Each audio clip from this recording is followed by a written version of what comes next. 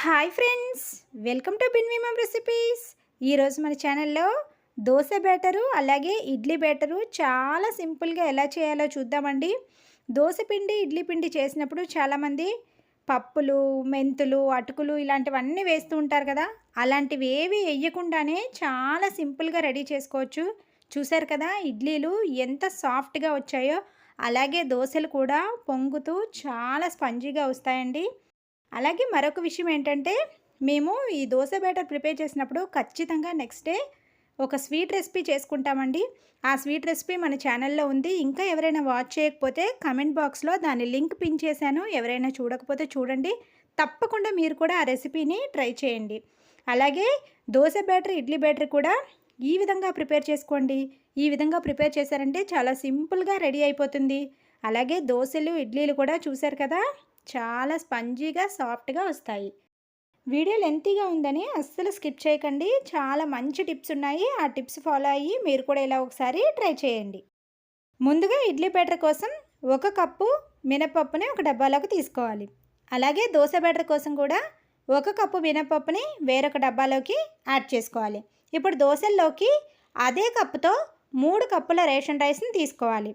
ఇప్పుడు ఈ పప్పుని, బియ్యాన్ని కూడా బాగా వాష్ చేసుకోవాలి. మనం మార్నింగు ఈ బియ్యము, పప్పు నానబెట్టినప్పుడు 1-2 సార్లు వాష్ చేస్తారు కదా, అలా కాకుండా ఈ బియ్యము, పప్పుని బాగా వాష్ చేసుకొని మాత్రమే నానబెట్టుకోవాలి. చూసారు కదా, ఈ విధంగా బియ్యాన్ని, పప్పుని బాగా వాష్ చేసుకున్న తర్వాత మాత్రమే నానబెట్టుకోండి. అలా అయితేనే మనకి ఇడ్లీలు, దోశలు బాగా స్పంజీగా వస్తాయి. ఇప్పుడు వీటిని ఒక 7 అవర్స్ పక్కన పెట్టేసుకోవాలి. చూసారు కదండి, 7 అవర్స్ అయితే మనకి పప్పు పర్ఫెక్ట్గా నానిపోయింది. ఇది ఇడ్లీకి నానబెట్టుకున్న పప్పు, అలాగే ఇది దోశల కోసం నానబెట్టుకున్న పప్పు. అలాగే మనం దోశల కోసం బియ్యం కూడా నానబెట్టాం కదా, ఈ బియ్యం కూడా చక్కగా నానిపోయాయి. ఇప్పుడు వీటిని బాగా వాష్ చేసుకోవాలి. ఇప్పుడు ఇడ్లీ కోసం మనం ఏ కప్పుతో అయితే పప్పు తీసుకున్నామో అదే కప్పుతో 3 కప్పులు ఇడ్లీ రవ్వని నానబెట్టుకోవాలి. మనం ఈవినింగు పప్పు రుబ్బుకుంటాం కదండి, పప్పు రుబ్బుకున్నప్పుడు నానబెట్టుకుంటే సరిపోతుంది. ఈ విధంగా రవ్వని ఒకసారి వాష్ చేసుకొని నానబెట్టుకోవాలి. ఇప్పుడు ఇడ్లీ బ్యాటర్ కోసం గ్రైండర్లోకి కొద్దిగా వాటర్ని యాడ్ చేసుకొని మనం వాష్ చేసుకున్న పప్పుని యాడ్ చేసుకోవాలి.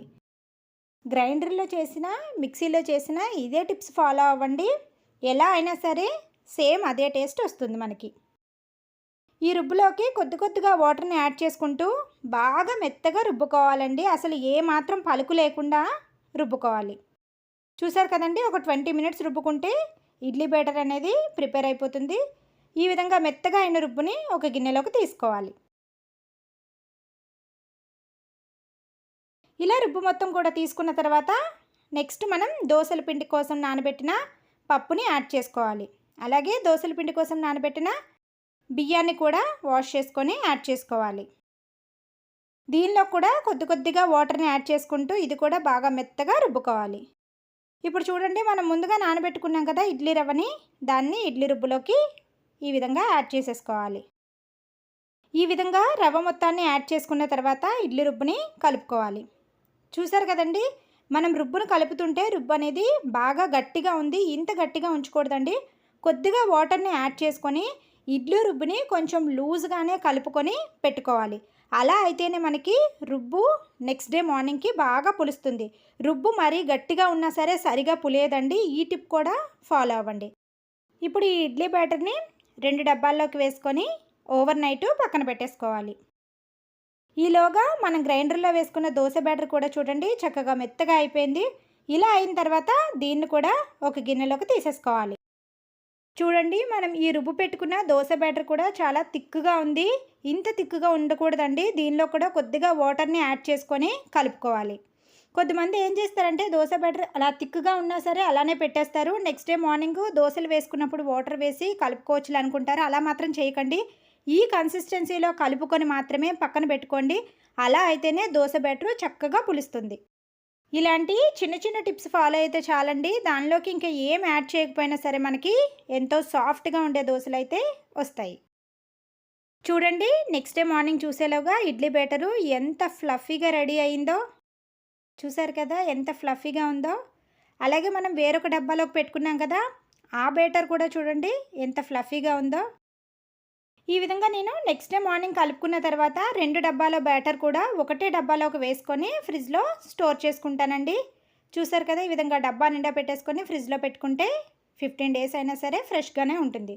ఇప్పుడు కొద్దిగా ఇడ్లీ బ్యాటర్ని తీసుకొని దానిలోకి ఒక 1/2 స్పూన్ సాల్ట్ అలాగే కొంచెం వాటర్ని యాడ్ చేసుకొని ఈ రుబ్బుని కలుపుకోవాలి.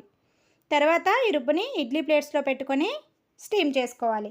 ఇడ్లీ ప్లేట్స్లో పెట్టుకున్నప్పుడు కూడా ఆయిల్ కానీ ఏమి గ్రీస్ చేయాల్సిన పని లేదండి. చక్కగా ఇడ్లీలు పెట్టేసుకొని ఒక 10 మినిట్స్ స్టీమ్ చేసేసుకోవడమే. అలాగే మరొక టిప్ ఏంటంటే, మనం ఇడ్లీ ప్లేట్స్ పెట్టినప్పుడు నెక్స్ట్ ప్లేట్ పెట్టినప్పుడు హోల్స్ ఉన్న దగ్గర ఇడ్లీ వచ్చినట్టు ఈ విధంగా పెట్టుకోవాలండి. అలా అయితే మనకి చక్కగా ఇడ్లీలు పర్ఫెక్ట్గా స్టీమ్ అవుతాయి. చూసారు కదండి, ఒక 10 మినిట్స్కి మనకి ఇడ్లీలు రెడీ అయిపోయాయి. వీటిని కాస్త కూల్ అయిన తర్వాత తీసుకోవాలి. అలాగే చూడండి, మనం నైట్ పెట్టుకున్న దోశ బ్యాటర్ కూడా ఎంత ఫ్లఫీగా రెడీ అయిందో. దీనిలో అటుకులు కానీ పప్పులు కానీ మెంతులు ఏమి యాడ్ చేయకపోయినా చూడండి ఎంత పర్ఫెక్ట్గా వచ్చిందో. ఈ బ్యాటర్ని 15 కాదండి 20 డేస్ అయినా సరే ఫ్రిడ్జ్లో పెట్టుకున్నా ఏమాత్రం పులియదు. కొద్దిమంది ఏం చేస్తారంటే అటుకులు అలాగే ఉడకబెట్టిన అన్నము ఇవన్నీ యాడ్ చేస్తూ ఉంటారు. యాడ్ చేసి బ్యాటర్ అనేది 1 వీక్ కూడా ఉండట్లేదు అంటారు కదా. అందుకని చక్కగా పప్పు బియ్యం ఈ 2 మాత్రమే రుబ్బుకొని నేను చెప్పిన టిప్స్ ఫాలో అయ్యి మీరు ఈ విధంగా బ్యాటర్లు ప్రిపేర్ చేసుకొని ఫ్రిడ్జ్లో పెట్టుకుంటే 20 డేస్ అయినా అస్సలు పులియదు. ఇప్పుడు ఈ దోశ బ్యాటర్ని కావాల్సినంత ఒక బౌల్లోకి తీసుకోవాలి. తర్వాత దీనిలోకి ఒక 1/2 స్పూన్ సాల్ట్ అలాగే కొద్దిగా వాటర్ వేసుకొని ఈ విధంగా పలుచగా కలుపుకోవాలి. ఇలా కలుపుకున్న తర్వాత స్టవ్ పైన ప్యాన్ పెట్టుకొని మనం రెడీ చేసుకున్న ఈ దోశ బ్యాటర్ని ఒక గరిటెతో యాడ్ చేసుకోవాలి. ఫస్ట్లో కొద్దిమంది ఆయిల్ యాడ్ చేయడం కానీ ఆయిల్ గ్రీస్ చేయడం కానీ చేస్తారు కదా, అలాంటిది ఏం అవసరం లేదు. చూడండి, మనం బ్యాటర్ వెయ్యంగానే ఎంత చక్కగా పొంగుతూ వచ్చేసిందో దోశ. అలాగే సైడ్స్లో కొద్దిగా ఆయిల్ని యాడ్ చేసుకోవాలి. అలాగే మరొక టిప్ ఏంటంటే, మనం దోశ వేసినప్పుడు ఖచ్చితంగా ప్యాన్ బాగా హీట్లో ఉండాలండి. అలా అయితేనే వెంటనే మనం బ్యాటర్ వేయగానే ఈ విధంగా పొంగుతుంది. ఇలా ఒక సైడు చక్కగా కాలిన తర్వాత రెండో సైడ్ కూడా కాల్చుకొని పక్కకు తీసేసుకోవాలి.